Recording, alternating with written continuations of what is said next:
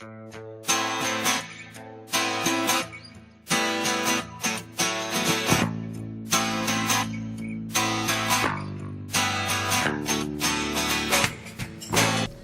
to Eye on the Tigers News. I'm Shannon Michaelis. Thanks for being with us today for the news we've been following for you. The dead were found in burned-out cars in the smoldering ruins of their homes or next to their vehicles, apparently overcome by smoke and flames before they could jump in behind the wheel and escape. In some cases, there were only charred fragments of bone, so small that coroners' investigations used a wire basket to sift and sort them. At least 42 people were confirmed dead in the wildfire that turned the Northern California town of Paradise and outlying areas into hell on earth, making it the deadliest blaze in state history. The search for bodies continued Monday. Authorities said they were bringing in cadaver dogs, 2 portable morgue units from the military, and an additional 160 search and rescue personnel to help find human remains. The wildfire is now the worst in California history. Florida's election recount is chugging along as more irregularities are uncovered, and a judge asked the warring sides to, quote, ramp down the rhetoric, end quote, saying it erodes public confidence in the election for Senate and governor.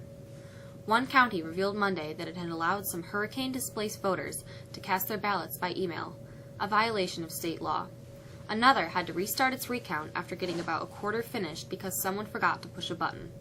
In an oft-criticized Broward County, additional sheriff's deputies were sent to guard ballots and voting machines, even though a judge said no Republican who has publicly alleged fraud in the county's process. A list that includes President Donald Trump and Governor Rick Scott has presented any evidence to law enforcement. Stock markets stabilized Tuesday after a sell-off led by technology shares dragged Wall Street sharply lower the day before, due in large part to an Apple sell-off. The price of oil fell after U.S. President Donald Trump said Saudi Arabia should not cut production as it had said it would. The price of oil was down after Trump tweeted that he hoped Saudi Arabia and OPEC would not cut production. That puts pressure on Saudi Arabia, which this week said the oil cartel and allied crude producers will likely need to cut supplies, perhaps by as much as 1 million barrels of oil a day. Trump has demanded OPEC increase production to drive down U.S. gasoline prices. At the Vatican's insistence, U.S. Catholic bishops abruptly postponed plans Monday to vote on proposed new steps to address the clergy sex abuse crisis roiling the church.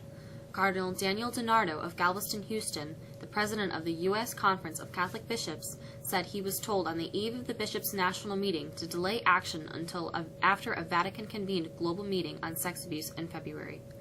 The bishops are meeting through Wednesday in Baltimore and had been expected to consider several steps to combat abuse, including a new code of conduct for themselves and the creation of a special commission, including lay experts, to review complaints against the bishops. Stan Lee, the creative dynamo who revolutionized the comic book and helped make millions from Hollywood by introducing human frailties in Marvel superheroes such as Spider-Man, the Fantastic Four, and the Incredible Hulk, died Monday. He was 95.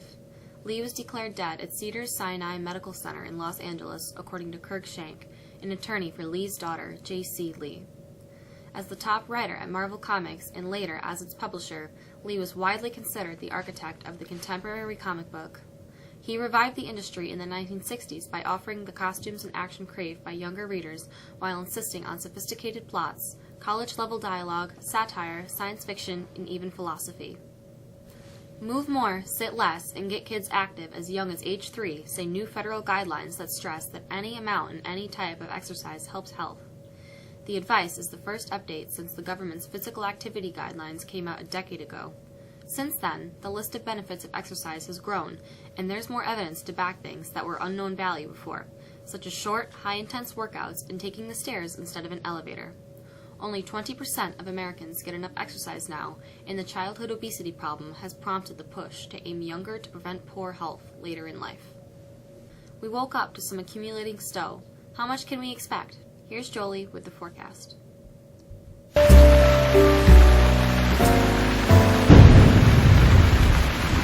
Light snow gave way to some rain showers today as temperatures slowly crept above the freezing mark. Temperatures will drop well below freezing overnight, and that could set off some lake effect snow. The bands should be generally unorganized, but 3 inches of snow is possible. Wednesday will start out cloudy before some sun peeks through later in the day. Highs will only get to 30. Cloudy skies for Thursday morning before some flurries of light snow Thursday night. Right now, we're paying some attention to the possibility of some measurable snow on Friday. That's the forecast. I'm Jolie. Have a great day. Syracuse football moved up to number 12 in the polls after its thrashing of Louisville, now on to Yankee Stadium to take on Notre Dame. Here's Tim with sports.